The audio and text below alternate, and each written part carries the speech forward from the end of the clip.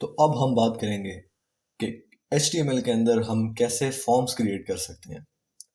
आपने बहुत सी वेबसाइट्स देखी होंगी जिनके अंदर sign up form, login form या किसी भी तरह का ऐसा एक फॉर्म होता है बेसिक सा, जो यूज़र फिल करता है और उसको उसके फिल करने पे कुछ रिस्पॉन्स मिलता है। जैसे कि अगर साइन अप फॉर्म है तो वो साइन अप करेगा तो वो उस पर्टिकुलर वेबसाइट का यूज़र बन जाएगा, मतलब वो अपने आप को रजिस्टर कर लेगा। इसी तरह लॉगिन फॉर्म है तो वो लॉगिन करके अपने डैशबोर्ड तक या अपनी प्रोफाइल तक जो है वो एक्सेस उसको मिल जाएगा। इसी तरह न्यूज़ लेटर फॉर्म्स, बहुत से फॉर्म्स होते हैं। तो ये जो फॉर्म है बेसिकली, इसका मकसद क्या होता है कि हम यूज़र से डाटा लेते हैं और उस डाटा को आगे जाके हम किसी चीज़ में स्टोर करते हैं with the help of some backend languages. तो अभी के लिए हम बैकएंड लैंग्वेजेस को तो नहीं देख रहे, लेकिन हम फ्रंट एंड पे फॉर्म कैसे बनाते हैं वो हम कवर करेंगे इस वीडियो में। तो फॉर्म बनाने के लिए हमारे पास एक टैग होता है फॉर्म के नाम का। मैंने फॉर्म लिखा, ये इसकी स्टार्टिंग है, ये इसकी क्लोजिंग है। अब इसके अंदर जितना भी कंटेंट होगा वो इस फॉर्म के अंदर, हमारे पास जो भी डाटा होगा वो हम इस फॉर्म के अंदर लेंगे। तो फॉर्म के अंदर दो चीज़ें होती हैं। अगर मैं इसको अभी के लिए सेव करूं और सेव करने के बाद अपनी इस फाइल को रन करूं तो अभी मुझे कुछ भी डिस्प्ले नहीं होगा। ये देखें, मेरी ये फाइल जो है वो एम्प्टी शो हो रही है। अब ऐसा क्यों हो रहा है? क्योंकि मैंने फॉर्म तो बना दिया लेकिन फॉर्म के अंदर मैंने कुछ भी अभी तक क्रिएट नहीं किया। तो अब यूज़र से हमें कोई चीज़ लेनी होती है तो हम क्या करते हैं, मैं आपको पहले एक फॉर्म दिखा देता हूँ। फॉर्म HTML, ठीक है। मैंने ये लिखा और यहाँ पे मैं इमेजेस में आ गया। तो ये देखें, कुछ इस टाइप का जो डाटा होता है, लेट्स से फर्स्ट नेम, उसके बाद यहाँ यूज़र खुद अपना नेम इंटर करेगा, इसके बाद लास्ट नेम, यहाँ यूज़र अपना नेम इंटर करेगा, यहाँ से कोई एक सिलेक्ट करेगा। तो ये यूज़र के पास चॉइस होगी कि यूज़र क्या इंटर करता है। अब ये जो फर्स्ट नेम लिखा हुआ है इसको यूज़र चेंज नहीं कर सकता, लेकिन ये जो हमारे पास इस तरह ये स्क्वायर जो है वो रेक्टेंगुलर शेप में एक फील्ड बनी हुई है, इसके अंदर यूज़र कुछ टाइप कर सकता है। तो इस चीज़ को, ये जो पीछे वाला है, इसको हम बोलते हैं लेबल, या नॉर्मल टेक्स्ट, जिस तरह पैराग्राफ टेक्स्ट के अभी तक जितना हम काम कर रहे हैं। और इस चीज़ को हम बोलते हैं इनपुट फील्ड्स, जिसमें यूज़र कुछ इनपुट करेगा। तो फॉर्म के अंदर क्या होगा, फॉर्म के अंदर लेबल होंगे और इनपुट फील्ड्स होंगी। लेबल अगर नहीं भी रखते हैं तो काम चल जाएगा, क्योंकि लेबल की ज़रूरत हमें हमें हमें फॉर्म का मकसद ये होता है कि हमने डाटा गेट करना होता है। तो डाटा गेट करने के लिए यूज़र से हमें फॉर्म के अंदर इनपुट फील्ड्स हर हाल में चाहिए।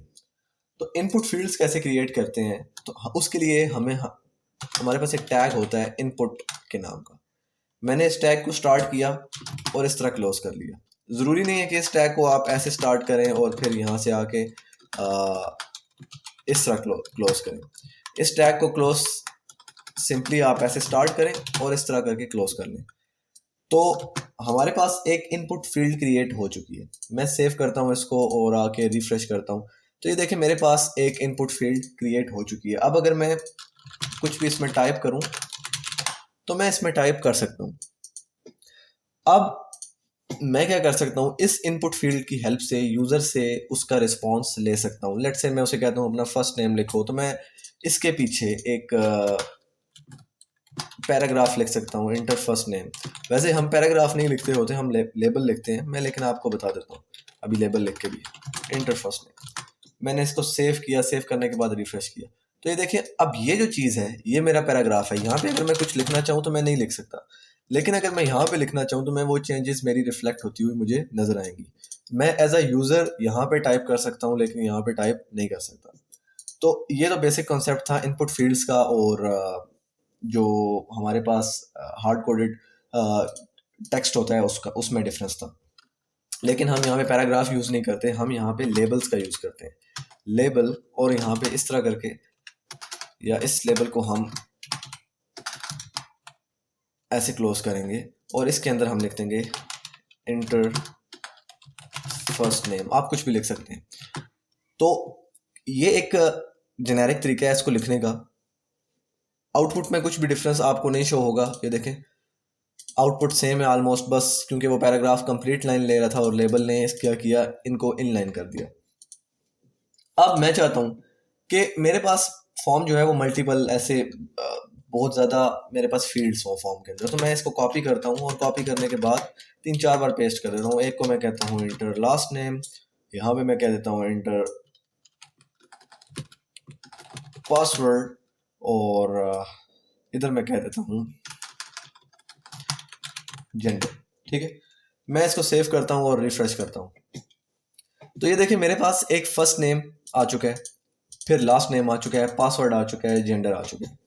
अब अगर आप एक चीज़ देखें, फर्स्ट नेम तो चले हम इस तरह लिख सकते हैं, लास्ट नेम भी इस तरह लिख सकते हैं। पासवर्ड के लिए जो हमारे पास इनपुट फील्ड होती है, वो पासवर्ड कभी भी अगर आपने किसी वेबसाइट में साइन अप किया हो तो पासवर्ड इस तरह शो नहीं होता। हम कुछ भी टाइप करें ना तो हमारा पासवर्ड कुछ इस तरह स्टेरिक्स में या डॉट में इस तरह शो होता है। तो और इसके अलावा अगर हम जेंडर देखें, जेंडर में भी हमारे पास इस तरह की चीज़ नहीं आती। हम खुद यहाँ पे नहीं लिखते हैं मेल या फीमेल। ठीक है, हमारे पास ऑप्शंस आते हैं, 2 ऑप्शंस आते हैं। तो ये कहने का मतलब ये है कि ये जो इनपुट है इसको हमें थोड़ा सा मॉडिफाई करना पड़ेगा अपनी नीड के अकॉर्डिंगली।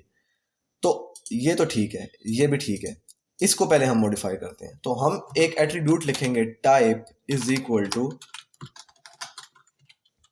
पासवर्ड। ठीक है, मैं एक बार इसको सेव करता हूँ और रिफ्रेश करता हूँ। तो ये देखें अभी ये ठीक है, ये ठीक है। अब जब यहाँ मैं कुछ भी लिखूंगा ना तो ये देखें किसी को शो नहीं होगा कि मैं यहाँ पे क्या चीज़ इंटर कर रहा हूँ। ठीक है, ये क्योंकि पासवर्ड को लिखने का जो हर वेबसाइट में या वैसे भी एक जो यूजली यूज़ होता है तरीका, वो यही वाला है। इसी तरह जेंडर के लिए क्या होता है वो हम आगे जाके देखते हैं। वो चेक बॉक्सेस या रेडियो बटन होते हैं, सॉरी रेडियो बटन होते हैं जेंडर के लिए। लेकिन उससे पहले मैं इनको भी टाइप देता हूँ, type is equal to text. ठीक है, और मैं इसको भी type is equal to text कर देता हूँ। टेक्स्ट का मतलब है, इस एट्रीब्यूट का मतलब है कि कुछ भी आप इसके अंदर लिख दो। ठीक है, टाइप का मतलब है कि इसकी टाइप क्या है। जैसे कि इसकी टाइप मैंने डिफाइन कर दी है पासवर्ड, तो वो पासवर्ड की टाइप में उसको लेगा। अब इसकी टाइप मैंने डिफाइन कर दी है टेक्स्ट, तो वो उसको टेक्स्ट की फॉर्मेट में लेगा। मतलब आप कुछ भी लिख सकते हो और वो शो भी होगा। और इस तरह और भी टाइप्स होती हैं, ईमेल होती है, डिफरेंट होती हैं हमारे पास। अच्छा, एक और चीज़ है, अब मैं यहाँ पे इसको मैं क्या करूँगा, input type is equal to radio. ठीक है, अब ये मैंने किया क्या आप देखिएगा, मैं इसको रिफ्रेश करूंगा तो ये देखिए मेरे पास जेंडर में क्या आ चुका है। ये देखिए मेरे पास जेंडर में एक रेडियो बटन आ चुका है। तो मैं अगर यहाँ पे 2 रेडियो बटन ले लूँ इस तरीके से, और इसको मैं सेव करूँ और सेव करने के बाद रिफ्रेश करूँ, तो ये देखिए मेरे पास 2 रेडियो बटन क्रिएट हो चुके हैं। तो एक के साथ हम लिख सकते हैं मेल, लेट्स से मैं यहाँ पे लिखता हूँ मेल, और एक के साथ लिखते हैं फीमेल, और value is equal to gender, value is equal to gender. मैं इसको रिफ्रेश करता हूँ तो ये देखिए मेरे पास 2 रेडियो बटन क्रिएट हो चुके हैं, एक मेल के लिए एक फीमेल के लिए। अब ये वैल्यू मैंने क्या किया, मैंने इसको एक वैल्यू दे दी है कि, या इसको हम वैल्यू दे देते हैं मेल और इसको हम वैल्यू दे देते हैं फीमेल। या अभी के लिए चलें वैल्यू के एट्रीब्यूट को हम स्किप करते हैं, वो हम आगे जाके देखेंगे जब हम फॉर्म को बैकएंड में डाटा सबमिट कर रहे होंगे। आप क्योंकि कंफ्यूज हो जाएंगे तो इसलिए वैल्यू को अभी हम स्किप कर देते हैं। अब एक और चीज़ होती है, हम क्या कर सकते हैं, क्योंकि जब हमारे पास फॉर्म बहुत बड़ा होगा, लेट्स से हमारे पास बहुत ज़्यादा एंट्रीज हैं फॉर्म के अंदर, तो हम क्या करेंगे कि लेबल इस तरह अगर हम सबको देते गए तो कभी कभार क्या होता है कि वो मिक्स हो जाता है। जो इसका लेबल होता है वो सब आगे पीछे हो जाता है, तो हमें उसको बताना पड़ता है कि कौन सा लेबल किसके लिए। तो हम एक इनपुट को एक आईडी देंगे, लेट्स से मैं इसको आईडी देता हूँ एफ नेम। तो मैं लेबल के अंदर लिखूंगा लेबल फॉर एफ नेम। तो अब ये क्या होगा कि ये जो लेबल है इंटर फर्स्ट नेम, बेशक मैं इसको उठा के ना यहाँ पे भी लिख दूँ तो ये समझ जाएगा कि ये जो लेबल है ये इस एफ नेम के लिए है। ठीक है, तो वो ऑटोमेटिकली उसको उसके साथ प्लेस करेगा। साथ अगर ना भी प्लेस किया, लेकिन अगर हम उसको इंस्पेक्ट करें या उसकी CSS जब अप्लाई करेंगे तो वो बिल्कुल हमें चेंजेस रिफ्लेक्ट होती हुई नजर आएंगी कि हमारा ये वाला लेबल इसके लिए था। तो इसलिए हम आईडी का इस्तेमाल करते हैं और यहाँ पे फॉर का इस्तेमाल करते हैं कि इस आईडी को ये लेबल असाइन कर दो। तो इसको मैं सेव करता हूँ और रिफ्रेश करता हूँ। आपको यहाँ पे कुछ भी चेंज रिफ्लेक्ट होती हुई नजर नहीं आएगी, लेकिन ये जो है वो तरीका है जो हम यूज़ करते हैं लेबल्स के लिए। आप सिंपली इस तरह लेबल लिख के आगे इनपुट टाइप ना लें, आप पहले एक यहाँ पे फॉर लिखें और यहाँ पे आप उसको आईडी दे दें, और उस आईडी और फॉर की हेल्प से हम ताकि बता सकें कि ये लेबल इस चीज़ का है। अच्छा, इसके बाद एक और चीज़ है, यहाँ पे मैं एक बटन लेता हूँ, बटन, और मैं इसको कहता हूँ सबमिट।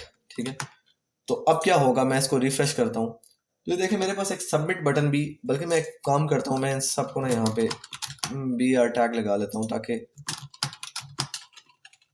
ये नेक्स्ट लाइन पे शो हो मुझे। ठीक है, मैं इसको सेव करता हूँ और यहाँ पे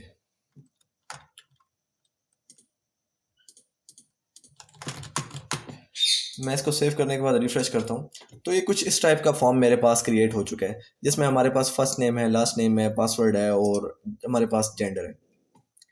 अब जब मैं चाहता हूँ ये इस बटन पे सबमिट हो, तो कुछ ये जितना भी डाटा है ये सब कैसे बैकएंड में जाएगा, वो उसके लिए हमारे पास फॉर्म की सबमिशन होती है, वो हम उसमें हम बैकएंड का यूज़ करते हैं, डाटाबेसिस का यूज़ करते हैं। अभी के लिए हम वो सब कुछ नहीं देखने जा रहे। अभी के लिए मैंने बस आपको ये बताना था कि कैसे हम एक बेसिक सा फॉर्म क्रिएट कर सकते हैं। उस फॉर्म में आप स्टाइलिंग भी अप्लाई कर सकते हैं। लेट्स से मैं कहूँ style background colour, background colour red, तो मैं इसको रिफ्रेश करूं सेव करके, तो ये देखें इसका बैकग्राउंड कलर रेड हो गया है, जो कि बहुत ज़्यादा बुरा लग रहा है।